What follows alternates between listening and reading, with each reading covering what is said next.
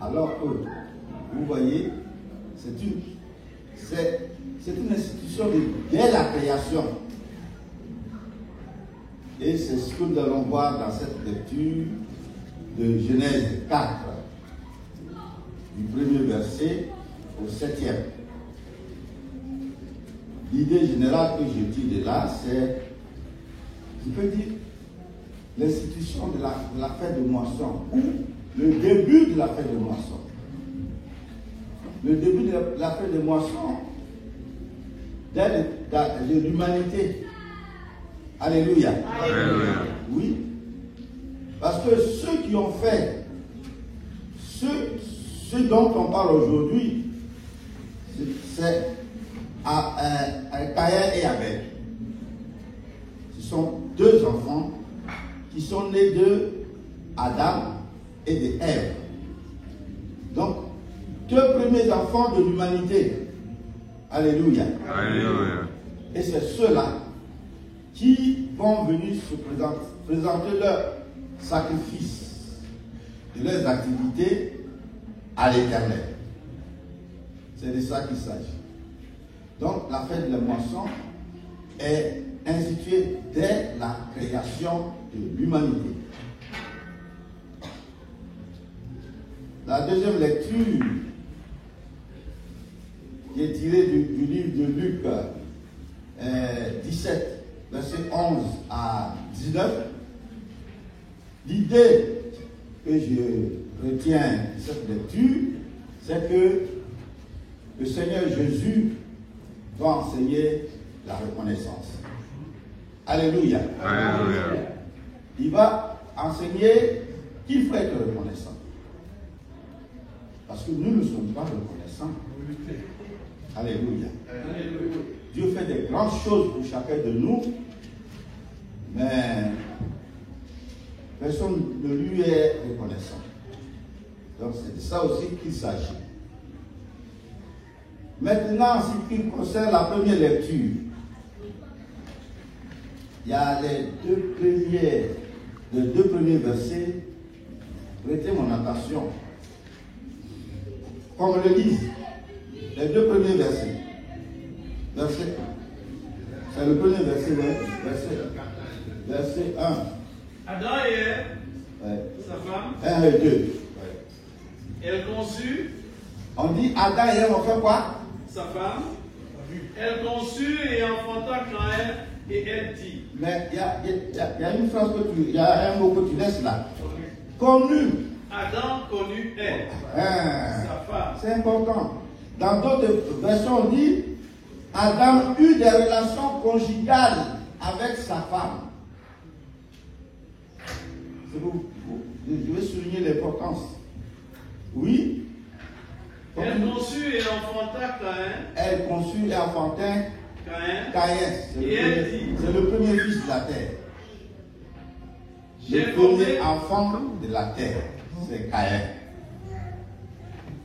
Oui.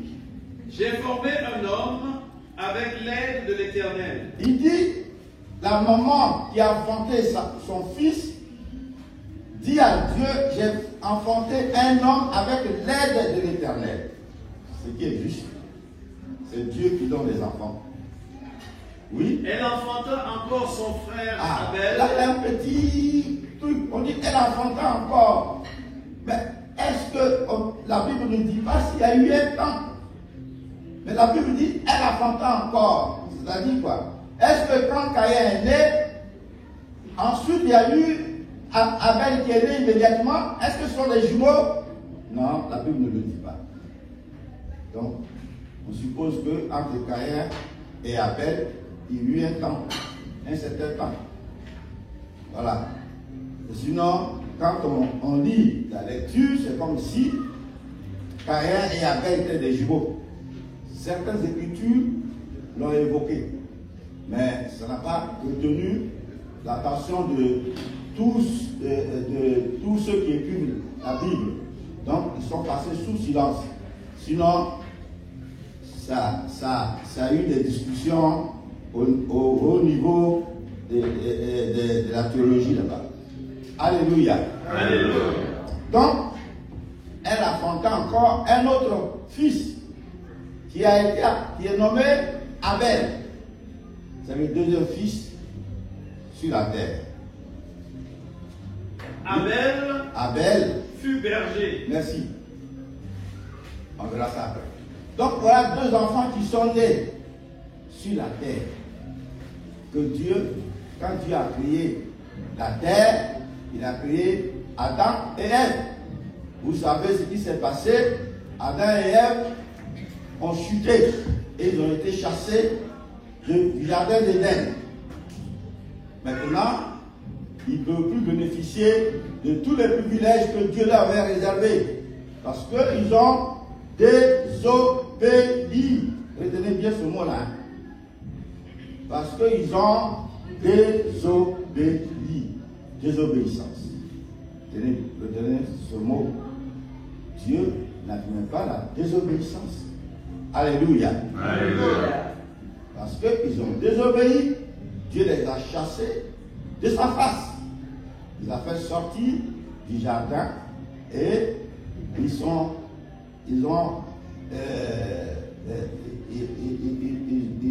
perdu tous les privilèges qu'ils devaient avoir dans ce jardin. Maintenant, là où ils sont partis s'installer en dehors du jardin, où Dieu leur a assigné une nouvelle activité, ayant perdu les privilèges, ils sont obligés de travailler. Donc, Adam et Ève vont travailler. Mais entre-temps, c'est un couple. Ils vivent. Donc, la Bible nous dit, Adam connut sa femme. Ah. Le but, on dit, Adam, c'est la première fois que la Bible dit, depuis la création, ici dans le chapitre 4, dit, Adam eut des relations conjugales avec sa femme. Or, dans le jardin, on dit, je mangeais la pomme. Mais là, on dit, il est entré en relation conjugale avec sa femme. Et quand il est rentré en relation conjugale avec sa femme, le fruit de cette relation conjugale a donné un enfant. Voilà comment Dieu va instituer le mariage. Le rapport sexuel. Le rapport sexuel est sacré. C'est très important. Le rapport sexuel est sacré devant Dieu. Adam a connu Ève. Et puisque Dieu sait que c'est sa femme, ils ont reçu la bénédiction d'avoir un enfant. Dans un premier temps. Et d'avoir un deuxième enfant. Dans les relations successives. Et cela fait deux enfants. Ces deux enfants qui sont nés de cette relation conjugale, ces enfants-là vont avoir des différents caractères. Ils sont deux types de personnes nées sur la terre. Et au jour d'aujourd'hui, nous devons nous référencer à ces deux premiers enfants qui sont nés de la terre. Parce que nous aussi sommes tous nés. Alléluia. Alléluia. Toi et moi, on est nés d'un père et d'une mère. Ainsi, les enfants qui sont nés à ce temps-là, c'était Caïn et Abel. Et quand ils sont nés, ils ont eu chacun une personnalité. Caïn a eu sa personnalité et Abel a sa personnalité. Alléluia. Alléluia. On dit, les deux personnes qui sont donc nées d'Abel, les premiers hommes de la terre, et qui sont les deux enfants de la terre, ont choisi les activités à faire sur la terre. C'est le verset 2, il faut le dire maintenant. Abel fut berger. Abel fut berger. Et Caïn fut laboureur. Et Caïn fut laboureur. Voilà deux activités dans le temps, leur père même était aussi laboureur. Donc, Caïn, qui est né le premier, a il a hérité le travail de son père. C'est-à-dire, il a adopté le travail de son père. Et il est devenu laboureur. Alléluia. Mais le second fils qui est né, lui, il est devenu berger. Mais la Bible ne nous dit pas que Adam était berger. Mais lui, Abel, quand il est venu au monde, l'activité qu'il a embrassée, c'est être berger. Alléluia. Alléluia. Vous voyez ce que Dieu fait? Donc, les deux métiers étaient des nobles métiers dans le passé, même jusqu'à présent, c'est toujours noble. Dans le Moyen-Orient, on trouve des bergers, même en Afrique. C'est des bergers, c'est des cultivateurs. Nous, maintenant, on dit agriculteurs. Mais sinon, c'était des cultivateurs. Alléluia. Alléluia. Vous voyez que ces deux fils qui sont nés, ces deux enfants nés de la terre, ont eu une personnalité, ont choisi des activités différentes. Oui. Mais maintenant, la Bible dit, pendant tout ce temps qu'ils sont nés, ils ont grandi et ils ont eu des activités. Et la Bible nous dit, au verset 3, au bout de quelque temps, Caïn vit l'Éternel. C'est-à-dire qu'à un moment de leur vie, au moment où Abel, cultivateur, cultivait les champs, il travaillait, il a sa vie, il menait sa vie tranquillement, comme vous et moi. Nous menons nos vies différemment, chacun dans son travail, etc. Mais avec nos personnalités, notre personnalité peut être physique et peut être intérieure, spirituelle. Comment Caïn a vécu pendant tout ce temps? Quelle était la relation de Caïn avec ses... on ne dit pas qu'en dehors d'eux, il n'y avait pas encore d'enfants, hein, mais il y avait que lui, Caïn, et puis Abel et son père et sa mère. Mais il y avait un être qui était quelque part qu'on ne voit pas. Il y avait Dieu. Alléluia. Alléluia. Oui, il y avait Dieu. Et Dieu, lui, il n'est pas présent physiquement. Dieu est présent intérieurement. Donc, il voyait la vie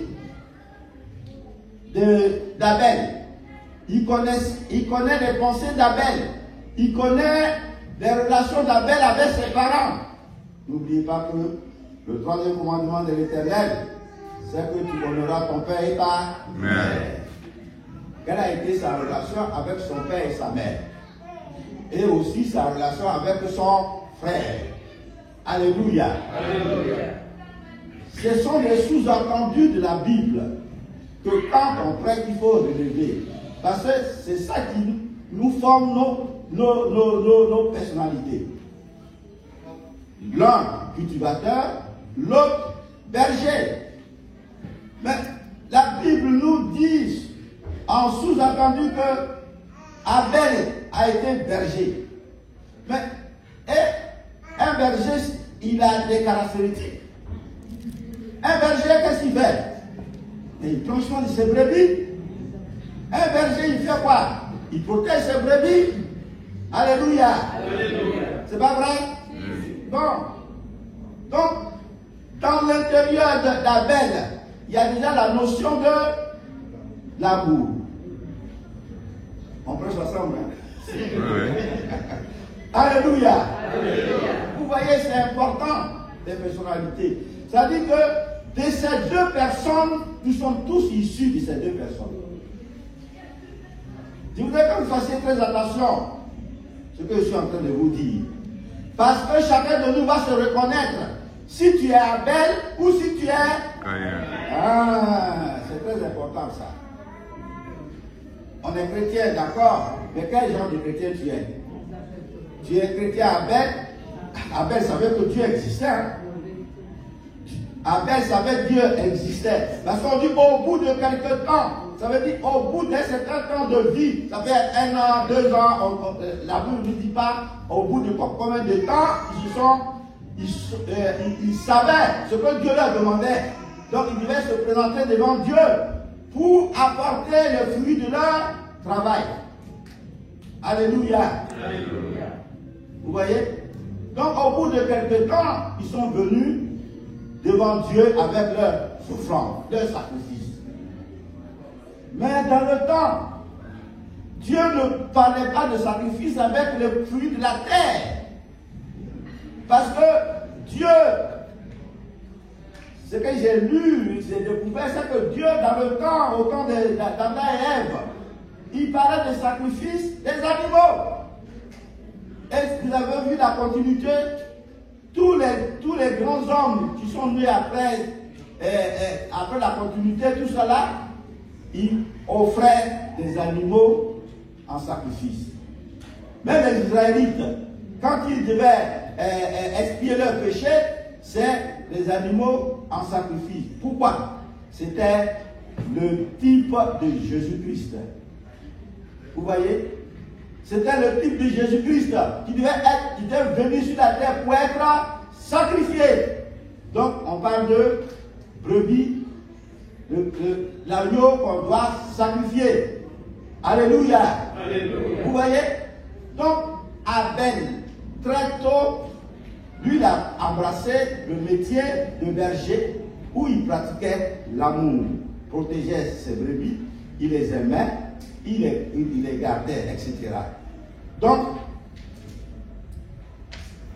au moment de venir maintenant faire les sacrifices à Dieu, lui, il savait que Dieu recommande un sacrifice des animaux purs, mais les meilleurs des animaux, avec leur graisse. Et lui, Abel, connaissant cela, il va obéir. Mais Abel, lui qui est cultivateur, lui va désobéir et va vouloir offrir lui les fruits de sa terre. Vous voyez? Mais en offrant les fruits de sa terre, c'est par sa propre volonté. Alléluia. Alléluia. Il fait sa volonté. Il ne fait pas là la volonté de Dieu. Alors, qu'est-ce qui va se passer? Ils vont arriver devant Dieu. Ils vont présenter leur offrande, leur sacrifice. Continue. Caïn fit à l'Éternel une offrande des fruits de la terre. D'ailleurs, il a donc offert les fruits de sa terre. Alors qu'à cette époque-là, on ne faisait pas les sacrifices avec les fruits de la terre.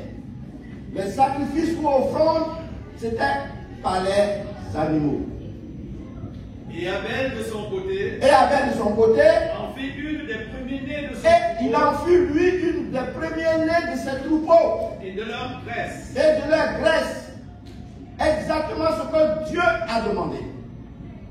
Alléluia. Alléluia. Ce que Dieu a demandé, c'est ce qu'il a fait. Il a obéi. Et Caïn, lui, il a désobéi. Alors, évidemment, entre l'obéissance et la désobéissance, il y a quelque chose qui se passe. Alors, qu'est-ce que Dieu fait? L'Éternel porta un regard favorable sur Abel. Dieu donc porte un regard favorable sur le sacrifice ou l'offrande d'Abel, Et sur son offrande. qui répond à la volonté de Dieu.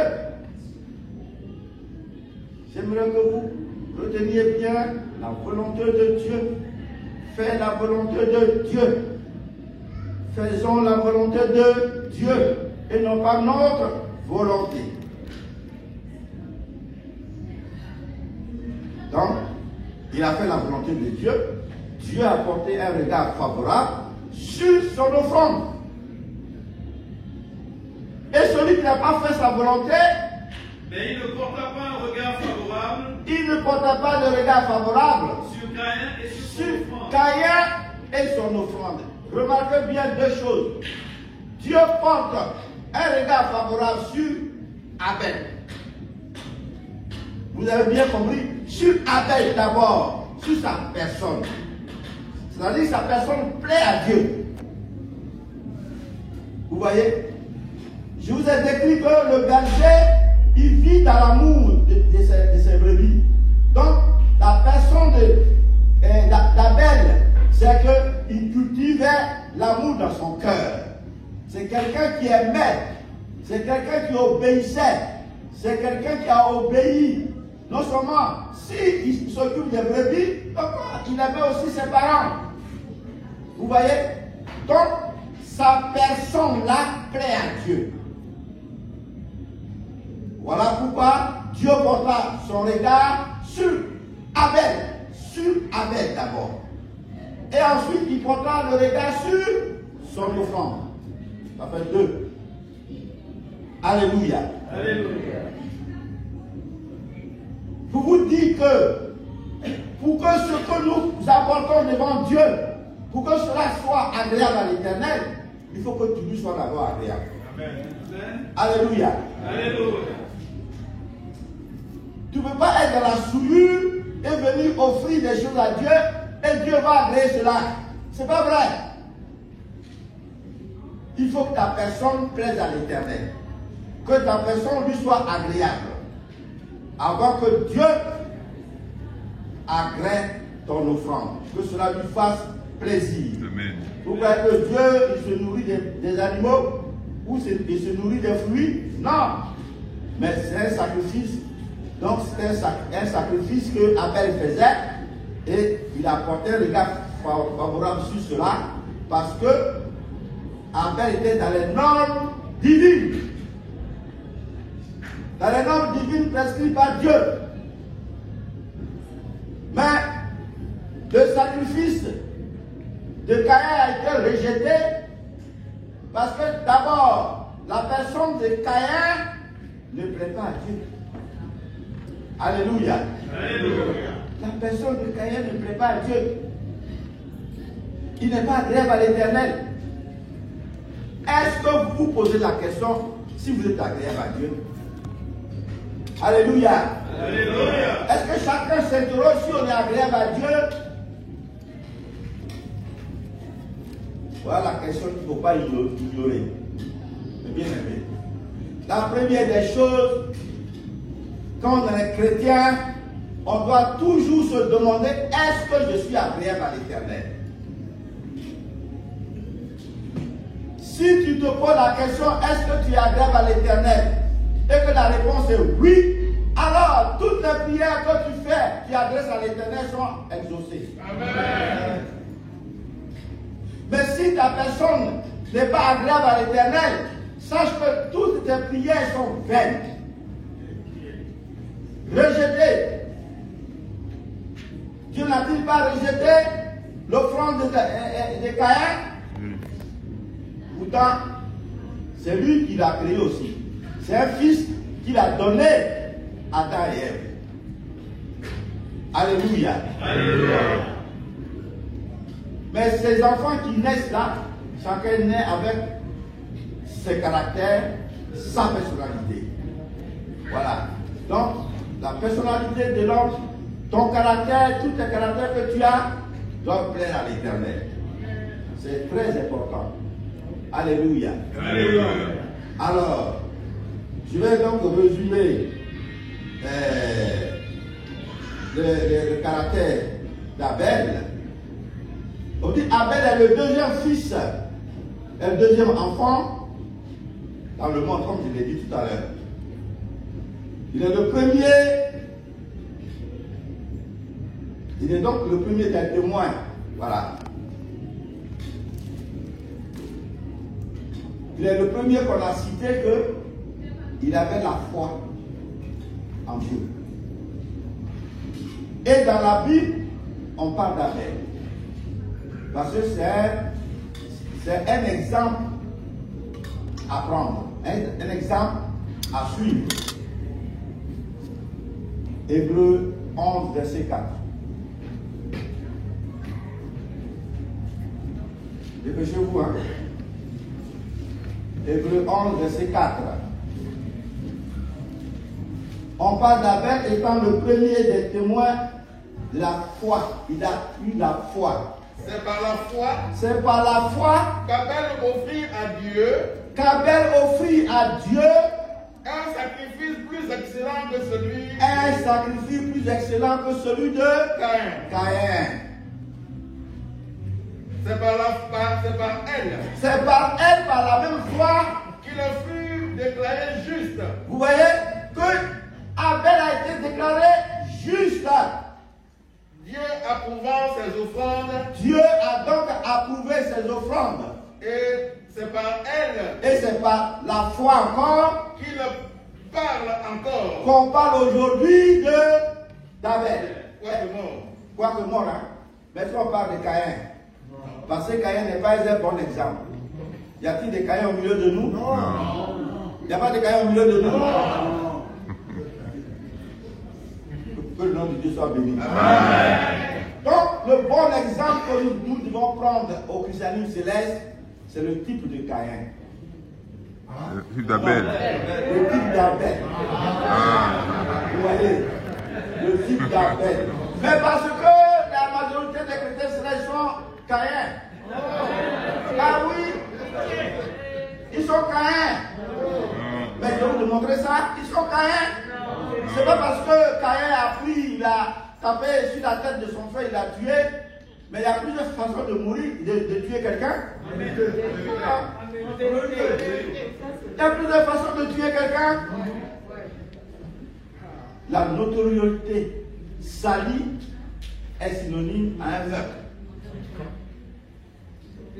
Quand on salit la notoriété de quelqu'un, un homme responsable, respecté, et qui a une bonne autorité, et quelqu'un passe derrière, et il rencontre du n'importe quoi sur la personne, et ça s'effrite de bouche à oreille jusqu'à ça salit la personne, c'est que tu l'as tué. Alléluia. Donc, je ne suis pas juge, parce que Matthieu 7 nous dit de ne pas juger pour ne pas être jugé, mais l'expérience que j'ai dans le christianisme céleste, depuis longtemps, je suis arrivé en France jusqu'à maintenant, avec les fidèles, les dévanciers, toutes les relations, on a 90% de Caïn. Hein? Pitié. 90% de Caïn. Pitié.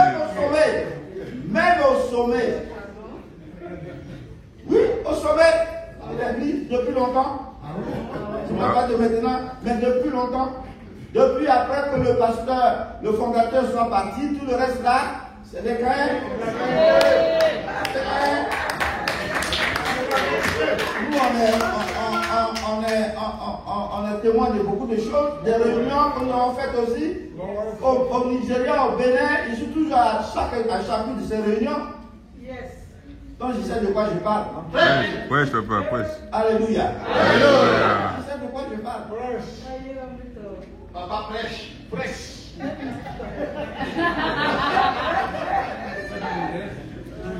Alléluia. Alléluia. Abel avait la foi. Et Abel est le premier martyr de l'écriture, de l'humanité. Voilà ce qu'on peut dire de Abel. Voilà. Abel, les leçons qu'on doit retirer sur le comportement d'Abel, c'est que Dieu a écouté ses prières parce que Dieu l'a trouvé agréable. Mais ce n'est pas l'offrande qu'il a trouvé agréable, mais c'est la foi d'Abel que Dieu a trouvé agréable. Avons-nous la foi? Oui, papa. Oh. Oui. Oh. Il y a beaucoup d'entre vous qui ne payent pas leur dîme. Beaucoup ne payent pas leur dîme. Beaucoup ne font pas ce que Dieu a demandé. La fête de la moisson, là, vous avez peut-être cotisé, mais ça ne s'arrête pas à la cotisation. Dieu te demande à ce que tu viennes te réjouir avec tes biens. Il faut venir te réjouir avec tes biens et de ne pas repartir les mains vides. Alléluia. Alléluia. Il faut venir se réjouir avec tes biens. Deutéronome 16.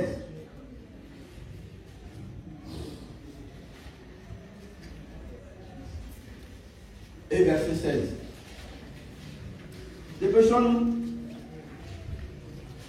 3 fois par année, Dieu dit 3 fois par année.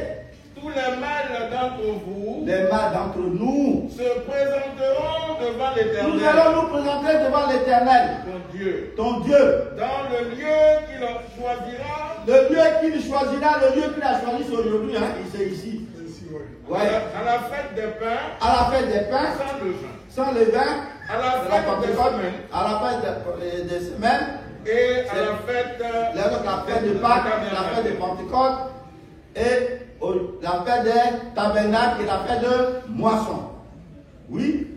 On ne mettra point devant l'Éternel les mains vides. Est-ce que vous avez compris ça? On ne paraîtra point devant l'Éternel les mains vides. Quels sont ceux qui sont venus avec des offrandes pour donner à l'Éternel? Ils sont combien? Tout le monde. Beaucoup sont venus là, ici, pour les fruits que vous voyez là. C'est moi qui ai amené ça ici en France. Amen. Sinon, on venait faire les fêtes de moisson, on vendait les 7 objets, et puis après, c'était tout. Mais quand je suis allé au Bénin, à Sikokoji, j'ai vu qu'on fait des fruits. Et quand je suis venu en France, j'ai eu l'idée de faire des fruits, des paniers de fruits. Comme ça, celui qui vient à la fête de moisson, il ne partira pas les mains vides. En vérité. C'est pour ça qu'aujourd'hui, on vend les fruits. C'est moi qui ai introduit ça ici en France. Vous voyez? Et on achète donc un panier. Si tu n'as rien apporté à Dieu, au moins tu as pris un panier, ta pression va t'accompagner. Alléluia. Tu vas prendre ce panier-là, tu vas rentrer dans ta famille, et toi et ta famille, vous allez manger ces fruits-là. Et Dieu, qui est plein de compassion, il prendra compassion de vous et vous bénira.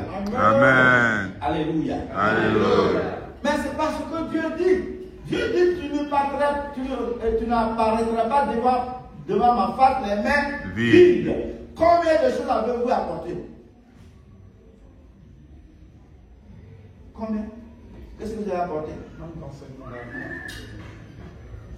Voilà. Donc, on ne fait pas la volonté de Dieu. On ne fait pas la volonté de Dieu. Et la fête de moisson, elle est célébrée sur 7 jours. Prends le même Deutéronome 16 là. Le verset 13. Tu célébreras la fête des tabernacles Tu célébreras la fête des tabernacles qu'on appelle la fête de moisson aujourd'hui. pendant 7 jours. Pendant 7 jours. Continue. Quand tu recueilleras le fruit Oui. de ton air Oui. et de ton pressoir, Oui. tu te réjouiras à cette fête. Tu te réjouiras à cette fête. Toi, ton fils, Toi, ton fils, et ta fille, ton serviteur, serviteur et ta servante, et ta servante. et le Toute la famille de la maison va venir se réjouir devant l'Éternel. Mais combien de chrétiens célestes que nous sommes qui venons nous réjouir devant l'Éternel avec toutes les bénédictions que nous aurons reçues? Nous-mêmes, père et mère, enfants, petits-enfants, etc. Qui vient remercier Dieu? Alléluia. Alléluia. On ne fait pas la volonté de Dieu. On ne fait pas la volonté de Dieu.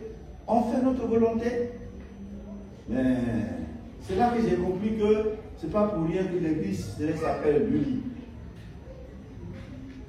Parce que nous ne sommes pas différents des autres. Hein? Mais on est dans une église de grâce. C'est pour ça que Dieu a dit l'Uni. Sinon, on n'obéit pas à l'Éternel. On fait le contraire. Pendant 7 jours, on devait se présenter ici. On doit venir faire tout un programme doit être fait. On doit venir adorer Dieu tous les jours, remercier Dieu, chanter, danser sur 7 jours. Dieu, il est immuable. Ce qu'il était hier, c'est ce qu'il est aujourd'hui. Amen. Que le nom de Dieu soit béni. Amen. Alléluia. Alléluia. Alléluia. Alléluia. Donc, je disais que Chacun donnera oui, ce qu'il pourra, selon les bénédictions de l'Éternel dont Dieu lui aura accordé. Amen. Alors, avec la personnalité d'Abel, qu'est-ce qu'on peut retenir comme leçon? Voilà ce que j'ai retenu. On dit Dieu écoute ceux qui viennent à lui. Il faut aller toujours vers Dieu. Il faut aller vers Dieu. Constamment, il faut aller vers Dieu. Et puis, Dieu, il récompense toujours les cœurs humbles. Donc, il faut avoir un cœur humble. Alléluia. Alléluia. Donc, si vous n'avez pas observé tout ça là, vous n'êtes pas resté pendant 7 jours pour célébrer la gloire de Dieu, parce qu'il peut qu'on le célèbre pendant 7 jours, et que vous êtes venu, Dieu vous dit de ne pas vous présenter devant. Alors, vous devez participer à la dîme. Donnez suffisamment de moyens à la dîme. Achetez vos fruits. Mais au lieu d'acheter un seul fruit, achète même jusqu'à 3 pour ta famille. Et tu amènes 3 sachets à la maison chez toi. Oui, c'est ce que tu auras apporté devant Dieu. Parce que ceux qui sont dans cette paroisse, et nous qui sommes des invités, nous on est venus en complément pour nous réjouir avec eux. Sur une année, Dieu les a bénis. On dit, ce que Dieu aurait béni, selon les moyens, selon les bénédictions qu'ils auraient reçues. Donc, selon les bénédictions qu'ils ont reçues dans cette paroisse, ils doivent remercier l'Éternel. Amen. Alléluia. Alléluia. Voilà. Ils doivent remercier l'Éternel. De nos jours, aujourd'hui, les choses ont changé. À l'époque, nous, on était à Corbeil. Saint-Denis était là. Et quand on quitte à Corbeil, on va à la fin du moisson de Saint-Denis. Nous qui allons là-bas à Saint-Denis, on achetait des objets saints de Saint-Denis. Mais aujourd'hui, là, on ne peut plus compter sur les fidèles. Ils ne vont pas acheter les objets saints des autres paroisses. C'est chez eux, dans leur paroisse, qu'ils vont prendre les objets saints. Et quand ils vont prendre les objets saints, ils vont encore prendre ça à crédit. Alléluia. Alléluia. Ce n'est pas conforme aux exigences divines. Ce n'est pas conforme. Et ça, ce n'est pas bon. Il faut corriger tout ça. Il faut corriger tout ça. Donc, toi qui n'es pas venu avec des objets, qui n'es pas venu présenter des choses en fonction des bénédictions que tu aurais reçues. Parce que vous ne pouvez pas dire que toute l'année, les 12 mois là, Dieu t'a pas béni. La bénédiction, c'est pas parce que d'abord tu as conservé ton travail, ça c'est une grande bénédiction. Est-ce qu'on t'a renvoyé du travail? Non. On ne t'a pas renvoyé. Tu vas rester dans ton travail pendant des années jusqu'à ce que tu ailles à la retraite. Ça c'est d'abord une bénédiction. Et tu vas conserver la santé, la vie. Tu as la vie saine. Dieu te protège. Il combat tes ennemis. Donc il te protège. Et il te garde. Dieu te garde. Il te protège contre toute maladie. Vous ne saviez pas que dans l'invisible, ce que Satan fait contre nous, c'est grave. Mais Dieu mène le combat tout le temps. Et nous sommes préservés. Quand on te voit, oh, ça va, mais tu rajeunis, hein? C'est le combat que Dieu mène. Amen. C'est ça qui te conserve. Alléluia. Alléluia. Tu es en forme, hein? Dieu combat pour toi. Vous voyez? Donc, Dieu fait des grandes choses. Et Dieu te donne des enfants. Et ces enfants, il va encore les protéger. Ils vont aller à l'école. Ils vont réussir. Ils vont obtenir leur diplôme. Tout cela, ce sont les bénédictions de Dieu. La bénédiction de Dieu n'est pas simplement parce que tu auras eu une voiture ou bien c'est simplement acheter une maison que tu es forcément béni. Non. C'est tout cet ensemble-là qui constitue la bénédiction de Dieu. Alléluia. Alléluia. Alléluia. Donc, on dit en fonction des bénédictions que tu aurais reçues de la part de Dieu. Donc, quand tout à l'heure ils vont mettre les objets saints en vente, achète. Mets Dieu à l'épreuve. Dieu, tu m'as béni, tu m'as fait ceci, tu m'as gardé.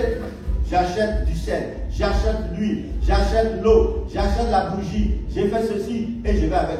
C'est un acte de, on dit, vente de charité. Alléluia. Alléluia. Voilà ce que je pourrais donc dire de Abel. Mais Caïn, ce n'est pas la peine que je parle de la personnalité de Caïn. Caïn, il n'a pas la foi. Il ne croit rien. Et il est rebelle. Parce que, au verset 5, il faut dire, il s'est irrité. Caïn fut irrité. Caïn fut irrité. Et son visage fut abattu. Et son visage fut abattu. Pourquoi? Parce que Dieu n'a pas agréé son offrande. Alors, qu'est-ce qu'il fait? Il se met en colère. Combien de gens parmi nous, quand on leur dit que ce qu'ils ont fait n'est pas bon, quelle attitude ils prennent? Quand on te dit que ce que tu as fait n'est pas bon, quelle attitude que tu dois prendre? Il y a deux voies. Soit tu te répands, tu te corriges, soit tu adoptes l'attitude de Caïn, tu te fâches. Pourquoi lui tu fais le reproche? Pourquoi? Et pourquoi cela t'arrive et tu te mets en colère? Voilà les deux attitudes. Donc, voilà l'attitude de Caïn.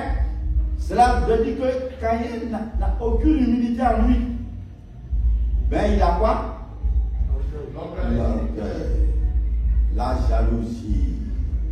Et celui qui a introduit donc la jalousie dans le monde. Et il a été le premier meurtrier. Alléluia. Alléluia. Il a tué son frère. Parce que Dieu a créé son offrande. Mais aujourd'hui, là, selon les Écritures, Abel est où? Abel est dans le sein d'Abraham. Mais puis Caïn, il est où? Et il est en enfer. Alléluia. Alléluia. Voilà les voies que nous devons suivre. Donc il faut faire très attention. Voilà ce que c'est le type de Caïn. Donc, dans notre vie, je vous en prie, ne ressemblons pas à Caïn. Soyons loin de Caïn. Car quand tu es dans cette église-là, tu es appelé parce que Dieu t'aime. Jésus t'aime. Voilà pourquoi il t'a appelé. Amen. Donc, ce n'est pas vous qui avez appelé Jésus. C'est Jésus qui vous a appelé. Il dit c'est moi qui vous ai appelé. Ce n'est pas vous qui m'avez appelé. Vous voyez? Donc, celui qui t'appelle là, il prend soin de toi. Dieu prendra soin de vous. Amen. Il continuera toujours à prendre soin de vous jusqu'à ce qu'il revienne.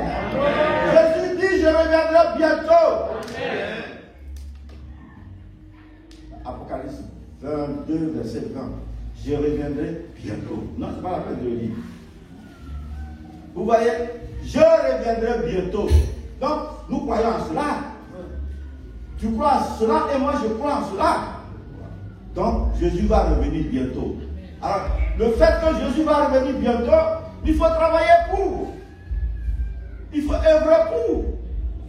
En laissant l'orgueil de Caïn, en laissant la jalousie de Caïn, en laissant la méchanceté de Caïn. Caïn est le type de l'homme méchant. Est-ce que vous voulez vraiment ressembler à Caïn? Voilà. Que Dieu ait pitié de nous. Amen.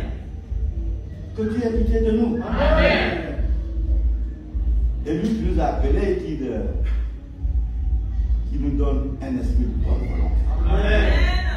Il nous donne un esprit de bonne volonté. Amen. Sans cela, nous ne pouvons rien faire. Amen. Sans lui, on n'est rien. Amen. Oui, que le nom de Dieu soit béni. Amen. Et bien aimé, voici donc la première. J'ai en même temps mis la fête de moisson dedans. Hein? Oui, bien sûr. Voilà, pour que vous sachiez que vous ne devez pas venir ici les mains vides. Maintenant, la deuxième lecture. La deuxième lecture qui est aussi très importante. La deuxième lecture, Jésus lui-même, Fils de Dieu. Tout à l'heure, on a récité un credo que je ne connaissais pas. Version de Laodicée. Hein? La version de Laodicée. Ah, vous voyez ça? Et ils ont tout transformé. Donc, ce credo-là est trop profond. Vous voyez? Voici que Jésus lui-même, qui est Fils de Dieu, il va nous enseigner la reconnaissance.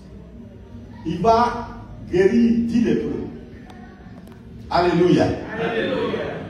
Mais dans les actes de Jésus, là, ça renferme en même temps la première lecture, là, parce que c'est Dieu fait du bien.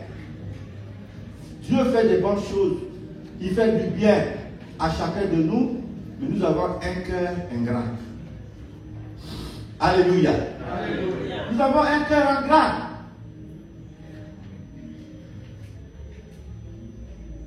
Parmi les 10 lépreux, Jésus leur a dit, allez vous présenter au sacrificateur. Parce que c'est la loi. Dans le livre de Lévitique 14, quand, c'est pas la peine de le lire. De toute façon, on va mettre le temps, c'est trop long. Quand un lépreux, la lèpre fait partie des maladies impures, comme la gonorrhée et comme d'autres maladies. Quand tu as cette maladie-là, c'est la honte. Vous vivez hors du camp. On vous met hors du camp. Et même quand tu as cette maladie, tu ne peux pas t'approcher des lieux saints. Alléluia. Alléluia. Tu es obligé de rester à distance des autres. Même si tu dois aller quelque part, il faut te signaler. Parce que si tu ne le fais pas, on te prend en flagrant délit, tu seras sanctionné. Vous voyez? Donc, les 10 lépreux ont appris que Jésus est de passage. En allant, il était de passage entre la Samarie.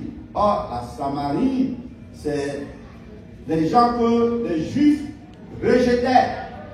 Ce que la Samarie, c'est quand les Juifs sont allés en exil et ils sont rentrés en relation avec d'autres femmes là-bas. Les enfants qui sont nés de ces unions-là sont des enfants impurs qui ne sont pas des Juifs. Vous voyez? Donc, ils sont des Samaritains, ils sont des gens de péché. Donc, les Juifs les rejettent. Les Juifs ne les considèrent pas, ils ne les fréquentent pas. Alléluia. Alléluia. En plus des Samaritains, il y a les païens. Donc, Dieu lui-même, il considère les Samaritains, les païens, en égalité, sont les mêmes. Vous voyez? Donc, c'est ceux-là qui vont apprendre que Jésus est quelque part et ils vont crier, Jésus, Jésus, aie pitié de nous. Alléluia. Alléluia. Ce mot-là est très important. Jésus, Jésus, Jésus, aie pitié de nous. Vous voyez? C'est le cri à l'époque.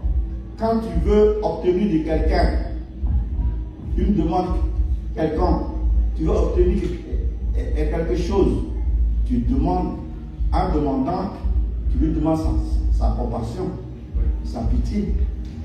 Voilà pourquoi, dans nos prières, quand nous adressons à Dieu, nous disons, Seigneur, aie pitié de moi. Pourquoi? Parce que on est pécheur. Le lépreux, il est impur, il est malade, il a besoin d'être guéri. Nous qui sommes pécheurs, on a besoin d'être guéris. Donc, la phrase qu'on doit adresser à notre Dieu, Seigneur, aie pitié de moi, ou aie pitié de nous. On demande la pitié de l'Éternel. Les lépreux demandaient la pitié de l'Éternel. Qu'est-ce que Jésus a fait? Il est plein de compassion.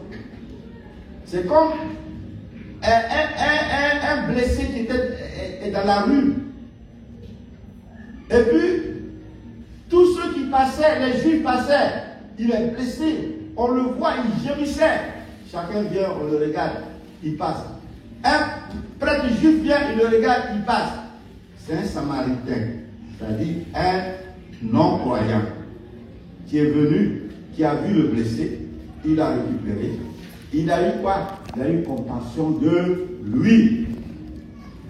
Donc, chacun de nous doit avoir dans son fond intérieur de la compassion. Alléluia. Alléluia. On doit avoir de la compassion. Ne dis pas non. Je dis je ne veux pas. Qu'est-ce qu'il y a? Je dis je ne veux pas. Allez-y. Attendre les chrétiens après de se discuter, de se quereller dans les réunions où on va même.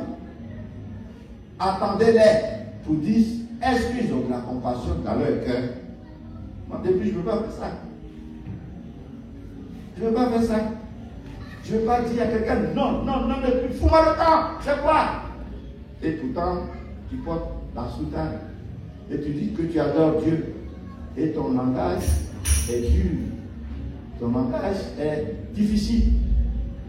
Comme tu dis à ton frère, raka, c'est-à-dire propos injurieux. Alléluia. Alléluia. Il faut de la compassion. Jésus a eu de la compassion pour eux. Et alors, il s'est retourné vers eux et il les a vus. Et quand ils ont demandé de la pitié pour Jésus, Jésus leur a dit, allez voir le sacrificateur, présentez-vous à lui. Ça, c'est dans l'application de la loi. Lévitique 14, c'est ce que Jésus a appliqué. Mais ces 10 lépreux là, avant que tu n'ailles voir le sacrificateur, il faut d'abord être guéri. C'est quand tu es guéri que tu vas voir le sacrificateur. Et le sacrificateur constate. Et quand il a constaté que tu es guéri, il fait des rituels de sanctification. Et une fois pour toutes, tu es déclaré sanctifié. Amen. Voilà comment ça se passe. Mais quand Jésus leur a dit, allez vous présenter au sacrificateur, mais les 10 se sont retournés immédiatement et ils ont rebouché chemin et puis ils partaient vers le sacrificateur. Mais Jésus qui est fils de Dieu, qui est Dieu, il a senti, il a compris que ils ont eu la foi, ils ont compté sur lui, ils ont demandé aie pitié et ils savent que même s'ils ne sont pas guéris, qu'ils vont vers le sacrificateur arrivé là-bas, ils seront guéris. Donc avant même qu'ils arrivent, ils ont eu la guérison. Amen. Alléluia. Alléluia. Avant qu'ils arrivent devant le sacrificateur, ils ont eu la guérison. Mais on dit, c'est un seul qui a rebroussé chemin. Et celui qui a rebroussé chemin, c'est un Samaritain. Ça veut dire que tous les autres, c'était des Juifs. Alléluia. Alléluia. Les 9 autres étaient des Juifs. Comprenez bien pourquoi j'insiste sur le mot juif. C'est-à-dire ceux que Dieu a mis à part. Les Juifs là, c'est ceux que Dieu a mis à part. Ce sont les enfants de Dieu. Dieu les a choisis. Et c'est pour eux que Jésus est venu. Et Jésus, sa mission, parce qu'il a dit, je suis venu pour rassembler les enfants perdus de l'Éternel. Et ensuite, il s'est donné pour ce qu'il va rassembler. Nous autres, vous et moi, on nous a ajouté. Hein? On nous a ajouté. Alléluia. Alléluia. Nous sommes des ajouts. Donc, Jésus a dit aux lépreux de partir. Et ils ont eu foi. D'abord, ils ont obéi. Pourquoi? Parce qu'ils avaient la foi. Que, en partant, même Jésus leur a dit d'aller voir le sacrificateur, ils espèrent que, arrivé là-bas, qui seront guéris. Et c'est ce qui s'est passé. Mais parmi eux tous, un seul qui est retourné, remercier, se projeter au pied de Jésus pour le remercier. Qu'est-ce que Jésus a dit? Prenez le verset là. Le verset 17. Jésus prend la parole et dit, les 10 n'ont-ils pas été guéris? Comprenez? Est-ce que les 10 n'ont pas été guéris? Et les 9 autres, où sont-ils? Et où sont-ils les 9 autres? Ne s'est-il trouvé que cet étranger? Et ce n'est que l'étranger. Pourquoi Jésus lui attribue le mot étranger? Parce qu'il n'est pas juif. Alléluia.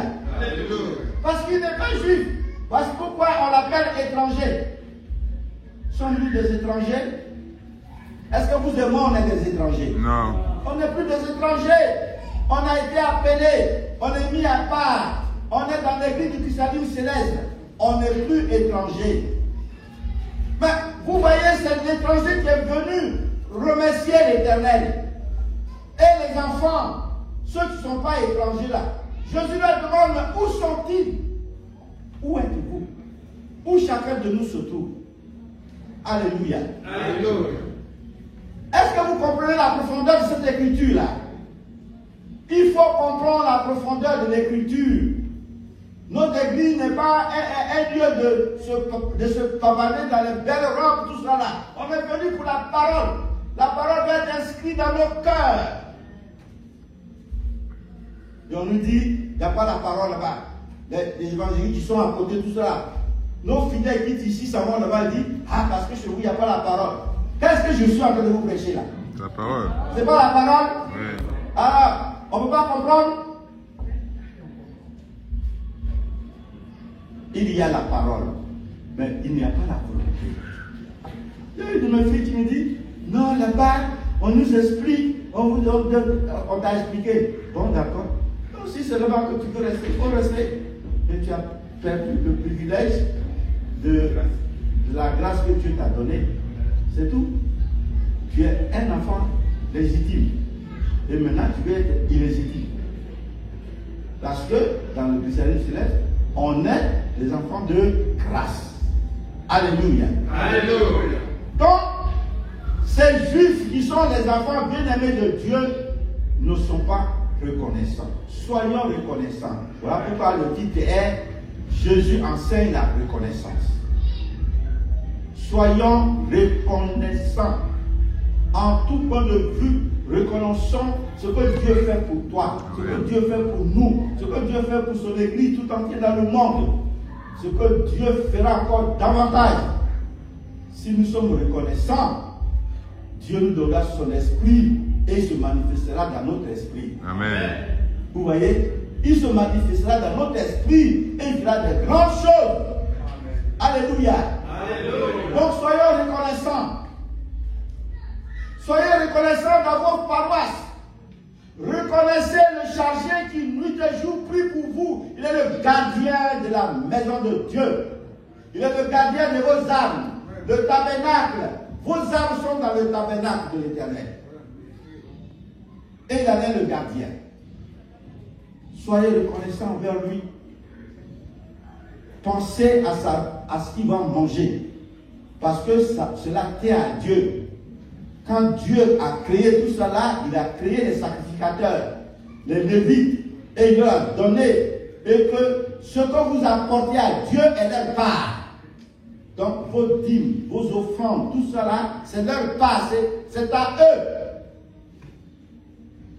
Vous voyez? Alléluia. Alléluia. Soyons reconnaissants envers Dieu.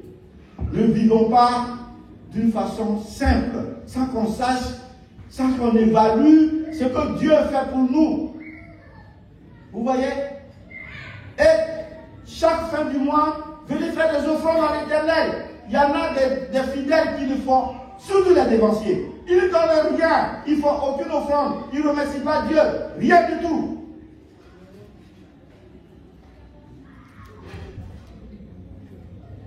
Alléluia. Alléluia. Donc, mes bien-aimés, Jésus lui-même, il vous pose la question, est-ce que vous n'êtes pas guéri? Est-ce que Jésus n'a pas pardonné vos péchés? C'est ce que ça veut dire. Il faut comprendre la profondeur des Écritures. Est-ce que Jésus ne vous a pas pardonné vos péchés qui vous a mené à la mort? Les lépreux, là, ils devaient mourir. Hein? C'est une sale maladie. Mais vos péchés qui devaient vous conduire à la mort. Jésus ne les a pas pardonnés. Bon, il les a pardonnés. Pourquoi vous n'êtes pas reconnaissants?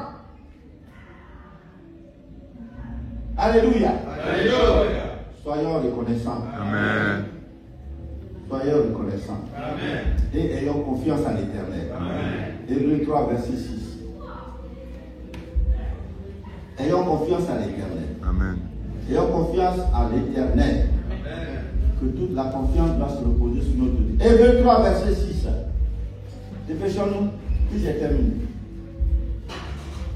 Mais lorsque la bonté de Dieu, notre Sauveur, Lorsque, excusez-moi, 6, il a répandu sur nous largement par Jésus-Christ notre Sauveur, il a répandu sur nous largement par Jésus-Christ notre Sauveur, par Jésus-Christ notre Sauveur, afin que, justifié par sa grâce, est-ce que vous comprenez bien français? Justifié par sa grâce, tu as été justifié, vos péchés sont pardonnés. Nous devenions quoi? Héritiers désormais? selon l'espérance de la vie éternelle. Selon l'espérance de la vie éternelle. Alléluia. Alléluia. Vous m'avez bien entendu. Oui. Que la paix de Dieu soit avec vous. Amen. Je vous souhaite une bonne fête. Amen. Que Dieu vous garde. Amen. Au nom de Jésus. Amen. Amen.